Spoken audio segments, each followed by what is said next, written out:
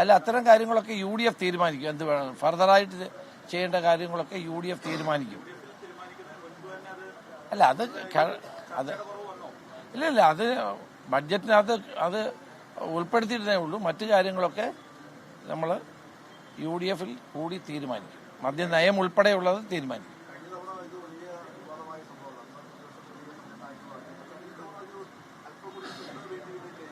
അല്ല, അതല്ലല്ലോ ഇന്നലെ മറുപടി പറഞ്ഞപ്പോൾ മുഖ്യമന്ത്രി തന്നെ അത് വ്യക്തമാക്കിയല്ലോ. UDF ചേർന്ന് UDF യോഗം ചേർന്ന് മദ്യനയം തീരുമാനിക്കുന്നതോടൊപ്പം ഇതും തീരുമാനിക്കും.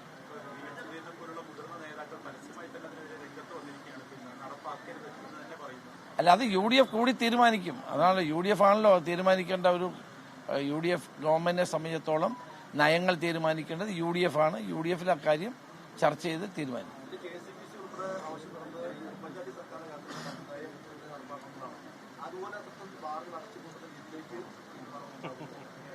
ഇല്ല, ബാറുകൾ അടയ്ക്കുന്ന പരിപാടി ഇപ്പം ആലോചിച്ചിട്ടില്ല.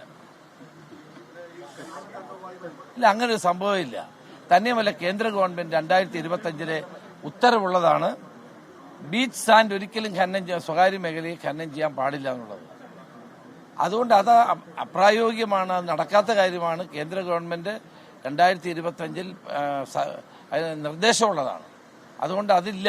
തന്നെയല്ല, ബഡ്ജറ്റിൽ ഒരിടത്തും കരിമണൽ ഖനനം സ്വകാര്യ മേഖലയ്ക്ക് കൊടുക്കുമെന്ന് പറഞ്ഞിട്ടുമില്ല. ഇത് ആരാ ഇത് പറഞ്ഞുണ്ടാക്കുന്നത് എനിക്കറിയത്തില്ല. ആ ബ്ലേഡ് ആര് കൊണ്ടുവന്നാന്ന് ഞങ്ങൾ അന്വേഷിക്കുന്നുണ്ട്. ഏതായാലും പോലീസുകാരുടെ കയ്യിൽ ലാത്തിയിരിക്കുമ്പോൾ ബ്ലേഡ് കൂടെ കൊണ്ടുവരാൻ പറ്റില്ലല്ലോ.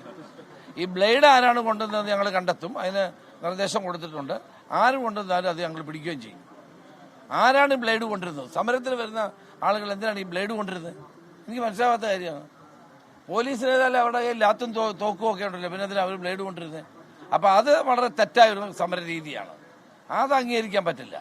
ഞങ്ങളുമൊക്കെ വിദ്യാർത്ഥി രംഗത്തൂടെ കടന്നു വന്ന ഞങ്ങളൊരു ബ്ലേഡും കൊണ്ടുവന്നിട്ടില്ല സമരത്തിന് പോകുമ്പോൾ. അല്ല, പിന്നെ ആരാ ബ്ലേഡ് കൊണ്ടുവന്നത്? പോലീസാണോ? പോലീസിന് ബ്ലേഡിന് ആവശ്യമില്ലെന്നേ. ലാത്തിയും തോക്കും ഒക്കെ ഉണ്ടല്ലോ കയ്യിൽ.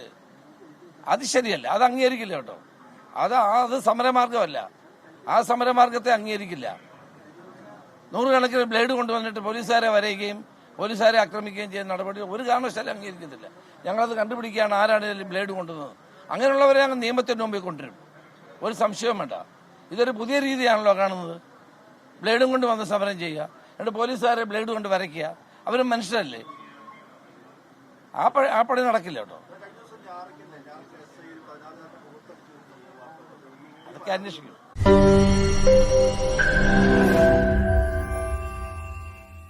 ലോകത്തെവിടെയായാലും ഏത് സമയത്തും 24 വാർത്തകളും ഓഗ്മെന്റഡ് റിയാലിറ്റി പാക്കേജുകളും എക്സ്പ്ലെയിനറുകളും വിശദമായി കാണാൻ ഞങ്ങളുടെ YouTube ചാനൽ നിങ്ങൾക്ക് സബ്സ്ക്രൈബ് ചെയ്യാം.